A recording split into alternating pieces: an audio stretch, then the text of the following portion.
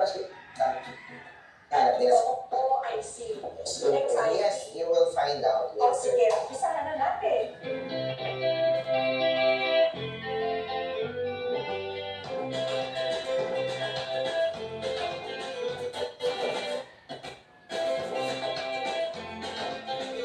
Una-una, kailangan mo munang i-prepare yung chicharon. Yung chicharon kabiling po, bago po siya maging lumitaw yung ganito crispy, una po is pinapakuluan po siya ng matagal sa tubig.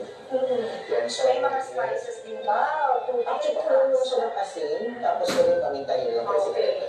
pag medyo malambot na siya, i-fry mo po siya sa, Mantika. yes, sa mantika.